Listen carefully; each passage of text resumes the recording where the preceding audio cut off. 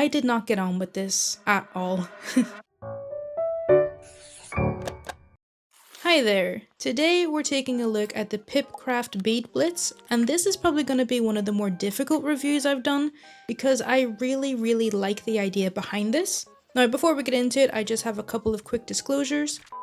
I purchased the BeadBlitz myself directly from the Pipcraft website.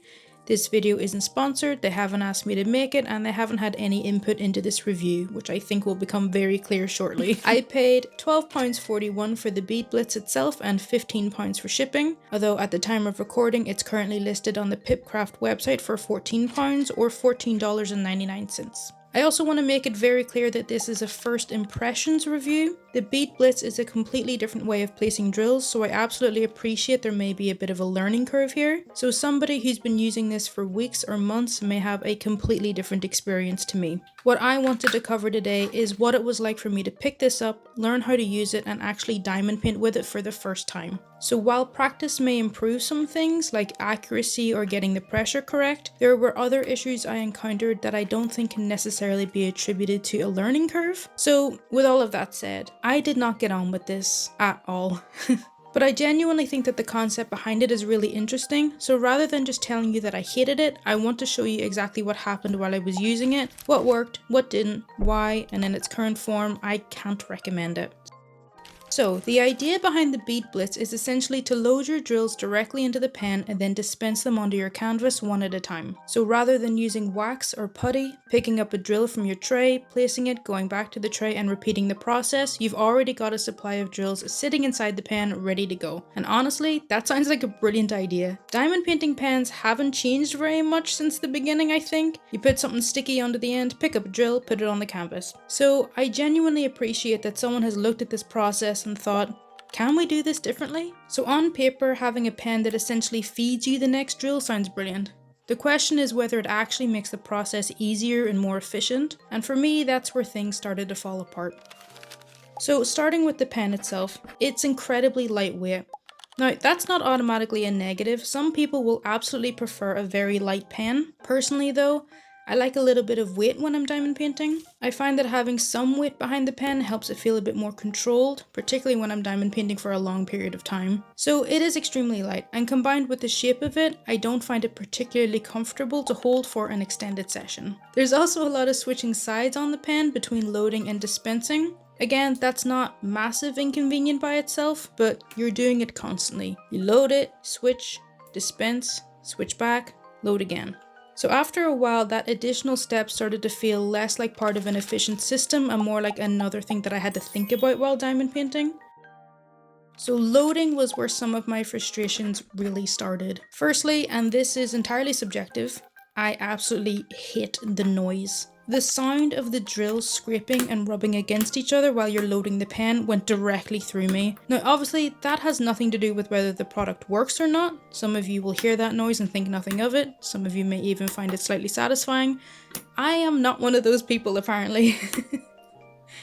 So beyond my completely irrational hatred of this sound, I didn't find loading completely reliable either. Sometimes the pen just wouldn't pick up the drill. Other times I would load it and the drill appeared to turn around while it was inside the pen. Sometimes I would load it and the drill would pop out of the pen. And then on one or two occasions, the pen actually jammed. So there was at one point that multiple drills became wedged together inside the mechanism. And this is where I started running into one of the biggest problems I had with the BeadBlitz. Instead of just diamond painting, I was increasingly having to troubleshoot the tool I was using.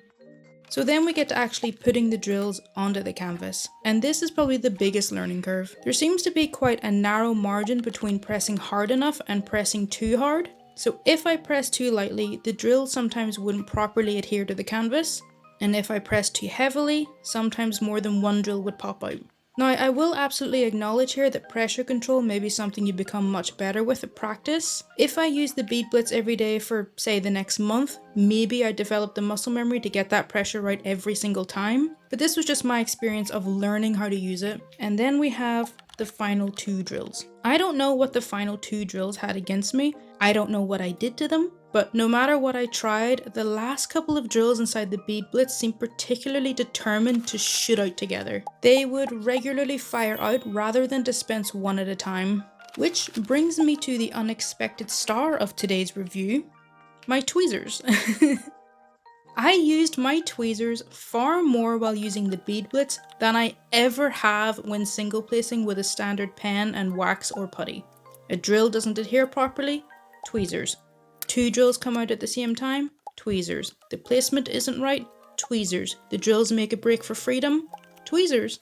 Now individually, none of these things are a huge problem. I'm not expecting any diamond painting pen to give me perfect placement every single time. But when the purpose of this tool is to streamline that part of diamond painting, all of these little corrections matter. Because every time I was stopping to fix something that wouldn't normally need fixing, I'm losing whatever time the dispensing mechanism may have saved me. Another thing I struggled with was actually seeing where I was placing the drill. With my normal pen, I can see the symbol, I can see the drill I'm holding, and I can make a tiny adjustment before I commit to putting that drill down. But with the BeadBlitz, I find that a bit harder. The size and shape of the dispensing mechanism obscured more of the area directly underneath the pen than I personally found comfortable, but again, that could just be a bit of a learning curve. I wasn't always confident that the drill was exactly where I wanted it before I pressed down. Now, we need to talk about the silicone tray. This was probably the point where any potential time saving completely disappeared for me. The silicone obviously helps keep the drills contained when you're loading the BeadBlitz. The problem comes when you want to change colours. So normally I can take a standard tray, tip the drills through a funnel and put them straight back into the bag. So here the drills were sticking to the silicone tray, and that's obviously by design. So to get them back into the bag, I had to script them into the funnel and then obviously into the bag. So changing the colours took significantly longer than it normally would, and that's really important when we're talking about whether this system is actually going to save you time, because you can't only measure how quickly the drills come out of the pen, you have to look at the entire workflow. So does it actually save time? That's obviously the biggest question here. Does using the BeadBlitz save time compared with single placing? Now based on my first experience with it, my first impressions, I don't think it does. At least it doesn't for me. You have to load the pen, switch it into dispensing mode, place the drills, correct the drills, separate the drills, pick up the drills, correct anything that you couldn't place accurately because of limited visibility, potentially deal with a jam, switch it back into loading mode, reload it. And then when you finish that color, get all of the remaining drills off the silicone tray and back into the bag, which is at some points very frustrating. Now compare that with normal workflow. Pick up drill, place drill, pick up drill, place drill. Obviously, somebody who becomes extremely proficient with the BeadBlitz may be much faster than I was, but based on my experience, I don't think the time I spent loading, dispensing, and fixing problems gave me any meaningful advantage over just single placing normally. So that brings me back to the learning curve. Could I become much better at using the BeadBlitz? Probably.